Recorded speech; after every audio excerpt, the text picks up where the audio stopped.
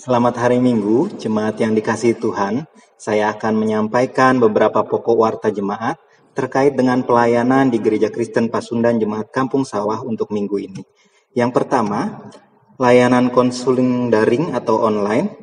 Bagi warga jemaat GKP Kampung Sawah yang membutuhkan pelayanan konseling, kami hadir untuk melayani Anda melalui narahubung yang terdapat di dalam warta jemaat, dan waktu dan jam konseling dapat disesuaikan dengan narahubung. Warta kedua, penambahan personil unit krisis center YBSDK GKP.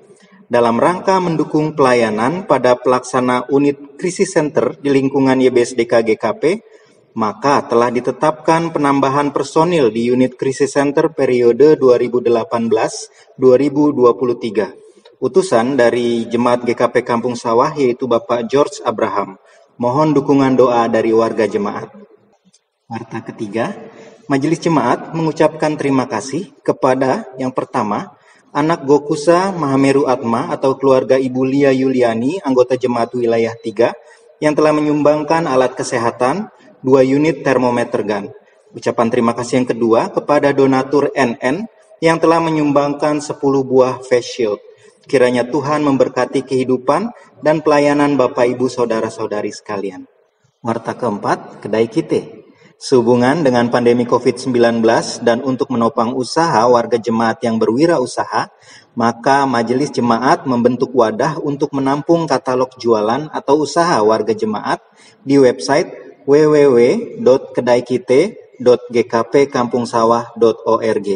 Bagi Bapak Ibu, Saudara-saudari warga jemaat yang berminat mengiklankan atau mempromosikan jualan atau usahanya, dapat langsung mengakses link website tersebut dan mendaftar via WA kepada admin. Warta kelima, perbaikan tembok pagar area gereja. Diinformasikan kepada warga jemaat bahwa Komisi Kerumah Tanggaan sedang melakukan pengerjaan perbaikan tembok pagar yang roboh di belakang TKK Mustika Pasundan dan pembuatan resapan air. Total biaya anggaran yang dibutuhkan sebesar 50 juta rupiah. Mohon dukungan dari warga jemaat. Warta keenam, pendidikan TKK Mustika Pasundan. Diinformasikan kepada warga jemaat bahwa TKK Mustika Pasundan Kampung Sawah telah membuka pendaftaran peserta didik baru tahun ajaran 2020-2021. Informasi lengkap dapat menghubungi Ibu Neti Katarina. Dukungan doa untuk jemaat yang sakit dan warta keuangan dapat dibaca pada lembar warta jemaat yang tersedia.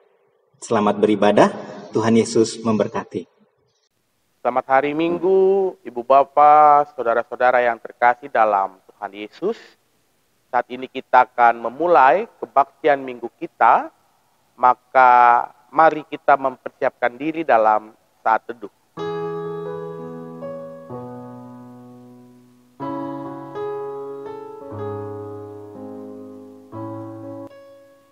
Mari kita bangkit berdiri, kita menyanyi dari Kidung Jemaat 20, bait pertama dan kelima, O Hari Istirahat.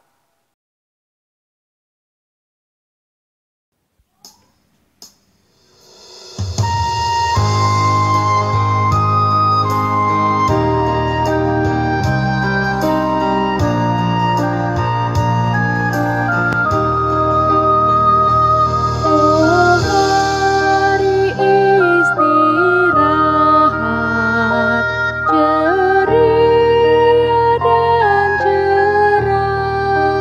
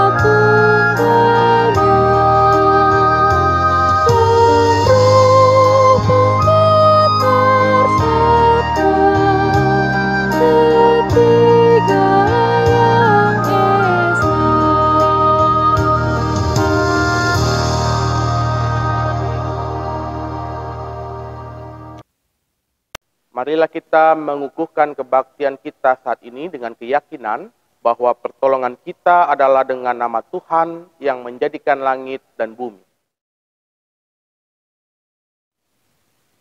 Kasih karunia dan damai sejahtera dari Allah Bapa dan dari Tuhan kita, Yesus Kristus, menyertai saudara-saudara.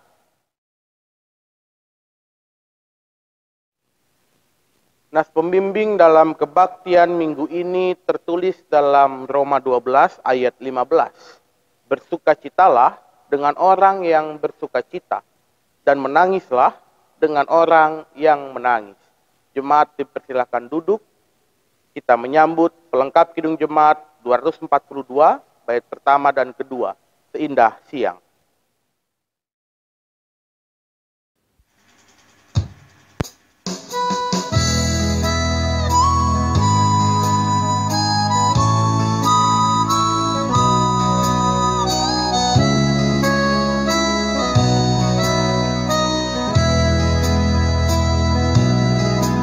Seindah siang disinari terang, cara Tuhan mengasihiku.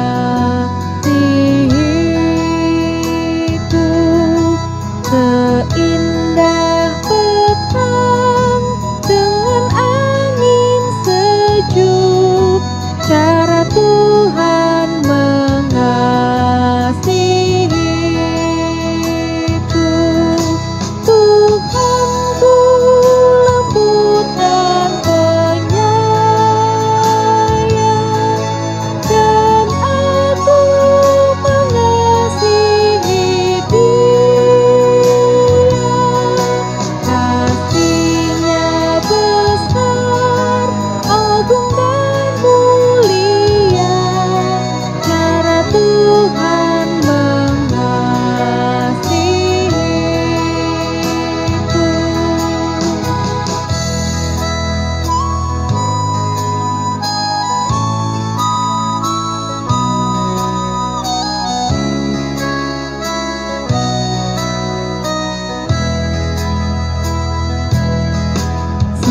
Sedalamnya laut, seluas angkasa, cara Tuhan mengasihiku.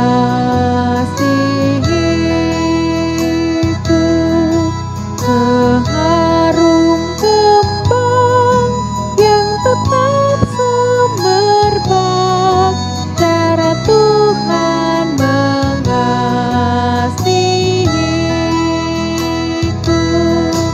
Damai-Nya tetap besertaku,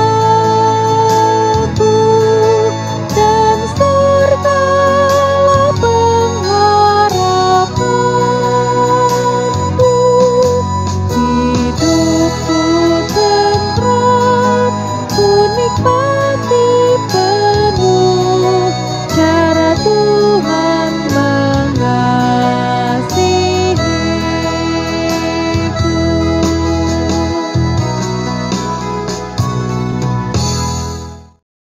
Bapak Ibu Saudara yang dikasihi Tuhan, mari kita bersatu di dalam doa syukur. Kita berdoa. Terima kasih ya Tuhan atas kebaikan-Mu bagi kami semua. Kami dapat bersekutu bersama dengan keluarga kami masing-masing. Kami sungguh bersyukur penyertaan Tuhan. Boleh kami juga alami ketika kami menghadapi situasi yang menyenangkan, bahkan terkadang situasi yang tidak menyenangkan. Tuhan selalu ada bersama dengan kami. Semua ini kami nyatakan syukur kepadamu. Dalam nama Tuhan kami Yesus Kristus kami bersyukur. Amin. Ibu Bapak, saudara-saudara yang terkasih, mari saat ini kita datang kepada Tuhan dalam pengakuan dosa secara bersama-sama. Mari kita berdoa. Ya Tuhan, dengan segala kerendahan hati, kami mengaku segala kesalahan kami. Ampunilah kami atas ketidakmampuan mengatasi emosi, ketidakmampuan beradaptasi dalam situasi pandemi COVID-19 COVID-19 saat ini. Kecemasan yang berlebihan, mudah marah karena kesulitan ekonomi, tidak mampu menguasai diri, sehingga menimbulkan pertengkaran dalam rumah tangga, mudah menyalahkan orang lain sehingga sulit menerima kebaikan mereka, pikiran yang acap kali tertuju pada kesenangan duniawi semata, sikap yang terkadang hanya mementingkan diri sendiri, tidak berbelas kasih pada mereka yang membutuhkan pertolongan, tutur kata yang tidak membangun, bahkan cenderung melemahkan orang lain. Tuhan, kami memohon pengampunan-Mu. Ampunilah kami atas kesalahan kami. Layakkanlah kami dengan kasih-Mu. Amin. Kita menyambut dengan pujian Kidung Jemaat 27 bait pertama dan kedua, Meski Tak Layak Diriku.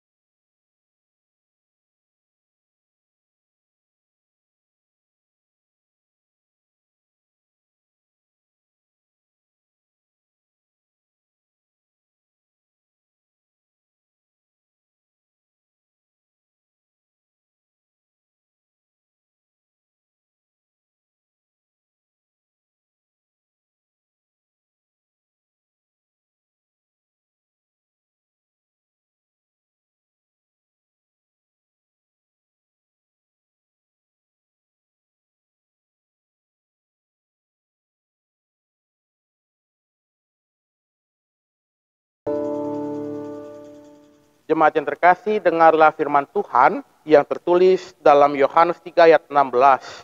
Karena begitu besar kasih Allah akan dunia ini, sehingga Ia telah mengaruniakan anaknya yang tunggal, supaya setiap orang yang percaya kepadanya tidak binasa, melainkan beroleh hidup yang kekal.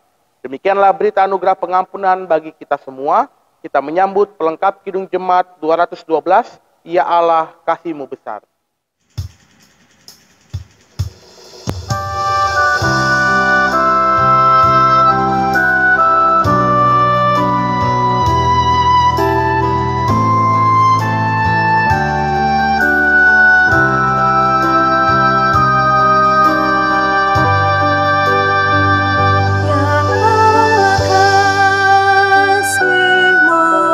Besar, lebih besar.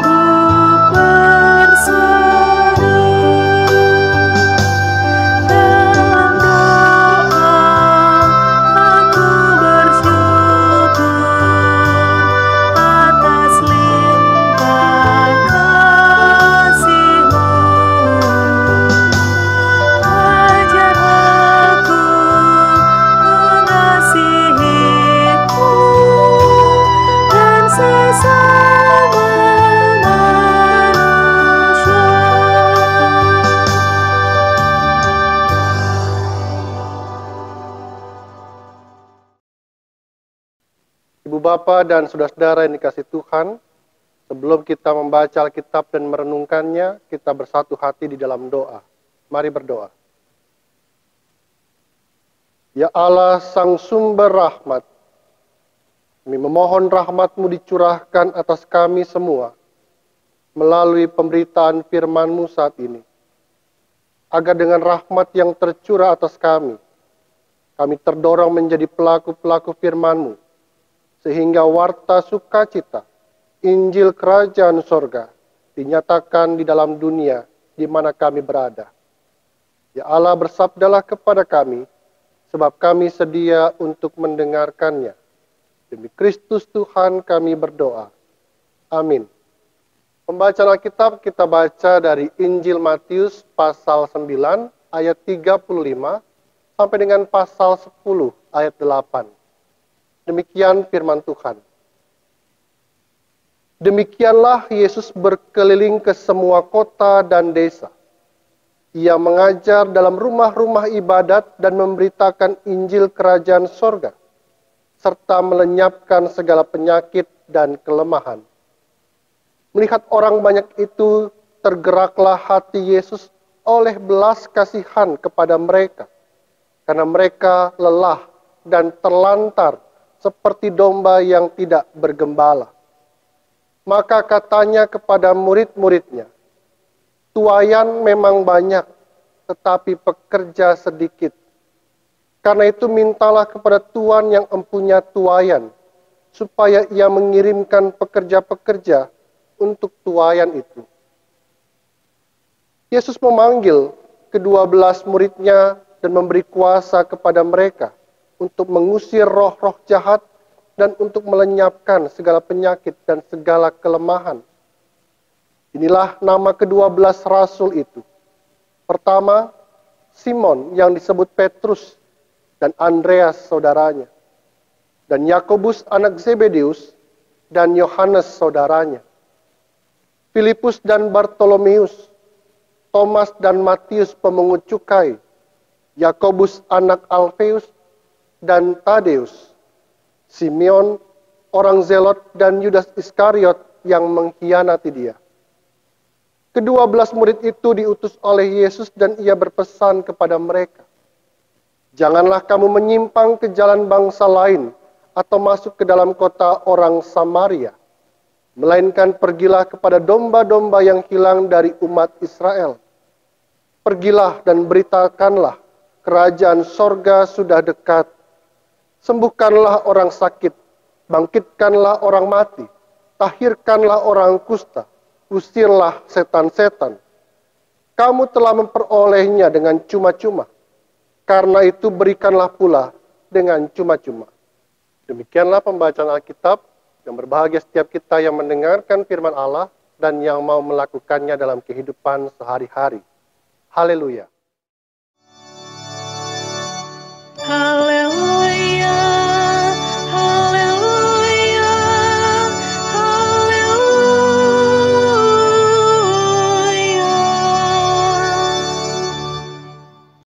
Berbelas kasihan seperti Kristus, itu yang mau kita renungkan bersama-sama pada minggu ini. Dan Ibu Bapak dan Saudara sekalian yang dikasihi Tuhan, kisah-kisah seputar pandemi COVID-19 selain mencemaskan tetapi juga menggemaskan. Sempat ramai tagar, tanda pagar, Indonesia terserah. Pasalnya di tengah-tengah meningkatnya kasus tertular COVID-19, masyarakat Indonesia malah bikin acara kumpul-kumpul pada saat penutupan restoran siap saji di Sarinah. Padatnya penumpang di Bandara Soekarno-Hatta. Dan banyak orang berbondong-bondong ke tempat-tempat wisata yang jelas-jelas tempat-tempat itu masih ditutup. Sempat ada gambaran kurva perbandingan jumlah pasien tertular dan tingkat kecemasan atau ketakutan dalam masyarakat. Pada bulan Maret, jumlah pasien tertular masih sangat sedikit. Tingkat ketakutan masyarakat tinggi sekali. Sehingga melakukan pembelian besar-besaran untuk menimbun bagi dirinya sendiri. Lalu pada bulan Juni, jumlah pasien tertular sangat tinggi, masih terus meningkat, bahkan dalam sehari tertentu mencapai 1043 pasien tertular. Tetapi ketakutan dan kecemasan masyarakat di bulan Juni rendah sekali. Mereka berani beramai-ramai sepedaan dan olahraga di GBK dan di jalan-jalan Tamrin. Namun sekali lagi, Ibu Bapak dan Saudara sekalian, tagar Indonesia Terserah memberikan kesan kuat kepada kita bahwa rendahnya empati dan simpati masyarakat kita di tengah situasi pandemi COVID-19 saat ini. Apa maksudnya? Tindakan-tindakan ceroboh tersebut salah satunya melukai batin para tenaga medis dan kesehatan. Sebab semakin banyak pasien tertular, apalagi sudah sampai pada gejala berat, maka semakin beratlah tugas-tugas mereka. Belum lagi fasilitas kesehatan yang semakin menipis.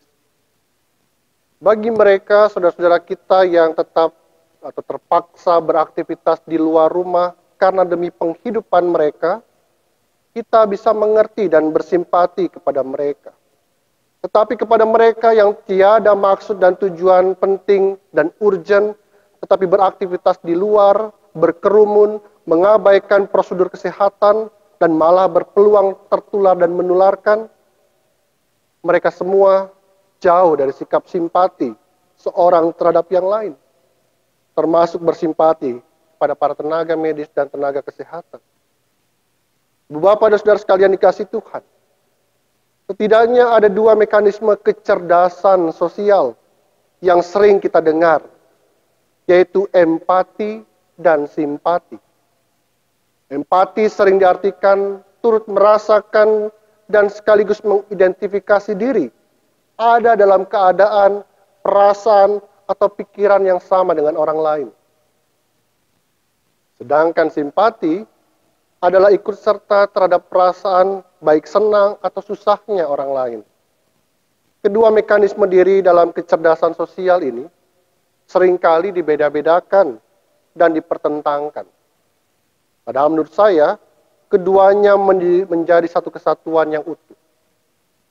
Kita mesti melatih untuk memiliki keduanya.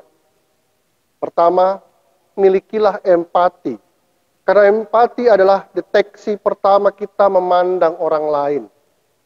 Empati mendorong kita memiliki kesadaran sosial dan peka terhadap orang lain dengan cara mendengarkan, memahami, dan menangkap apa yang dirasakan orang lain. Setelah itu, kedua, milikilah simpati. Karena simpati menolong kita untuk berusaha terus memahami perasaan orang lain dengan cara berusaha menolongnya. Kata-kata kuncinya adalah kita berusaha.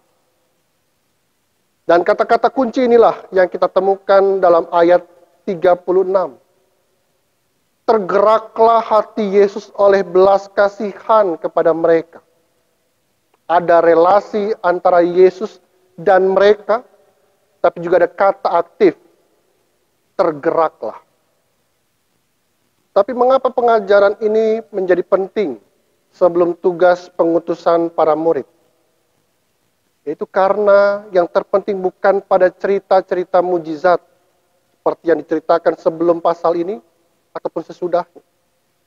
Cerita-cerita mujizat yang penuh dengan keajaiban dan fantastis itu bukan, melainkan yang terpenting adalah motif dasar di balik cerita-cerita mujizat Tuhan Yesus itu, yaitu motif belas kasihan.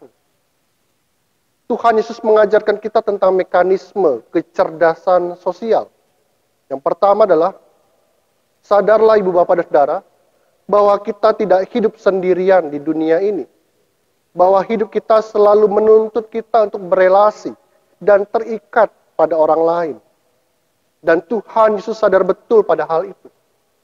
Sehingga perjalanannya berkeliling dari kota, kemudian di desa-desa, adalah pengalaman berelasi dan terikat secara sosial terhadap orang lain.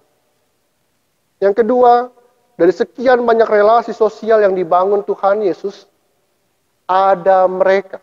Ada orang-orang yang dianggap lelah, orang-orang yang terlantar. Karena apa? Karena penyakit dan kelemahan. Dalam Alkitab bahasa Indonesia masa kini disebut cacat badan. Mereka lah yang oleh Tuhan Yesus berhak menerima empati dan simpatinya, yaitu belas kasihan. Dari kedua hal tersebut, Tuhan Yesus menyadari ada banyak yang harus dikerjakan agar Injil Kerajaan Sorga disampaikan.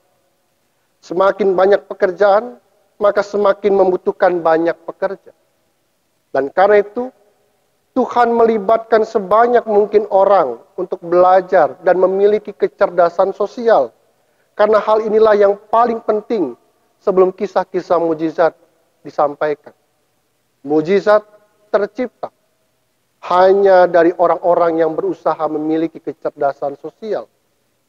Karena itu firman Tuhan saat ini menugaskan dan mengutus kita semua sebagai murid-muridnya. Yang pertama, perkenankan dirimu disebut namanya. Ada nama-nama ke-12 rasul.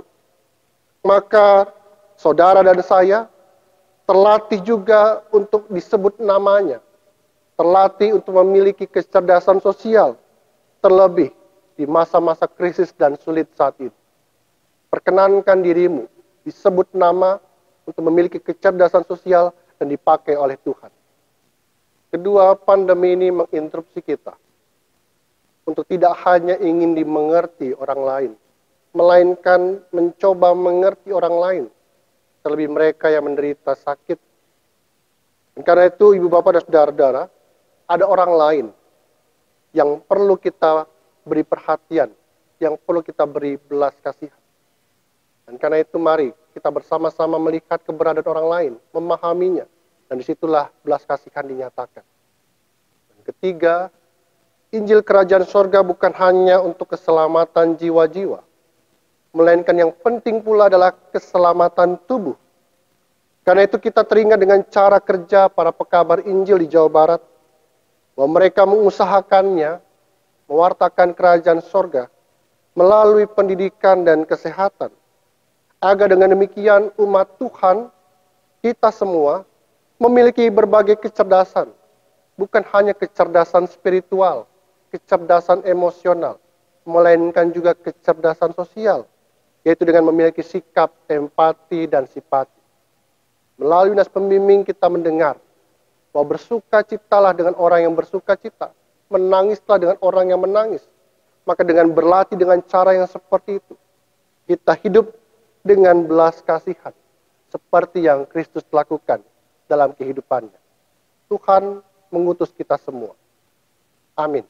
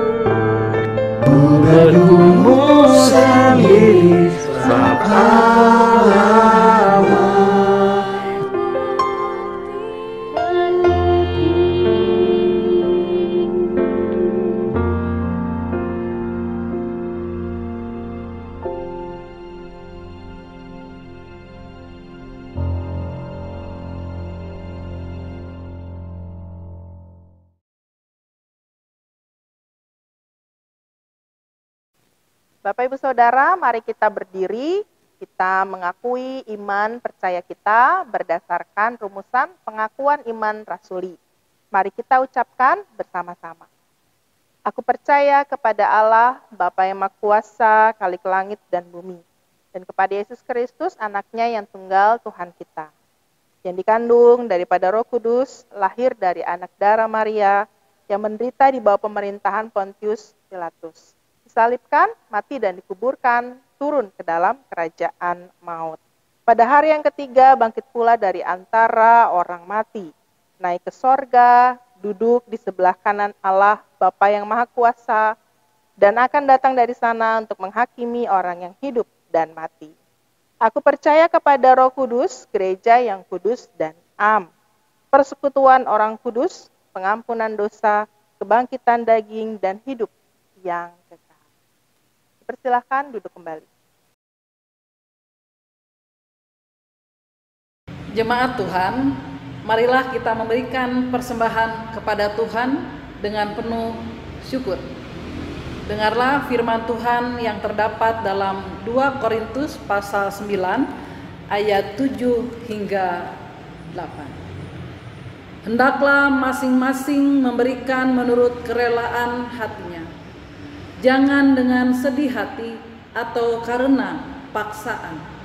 Sebab Allah mengasihi orang yang memberi dengan sukacita, dan Allah sanggup melimpahkan segala kasih karunia kepada kamu, supaya kamu senantiasa berkecukupan di dalam segala sesuatu, dan malah berkelebihan di dalam pelbagai kebajikan.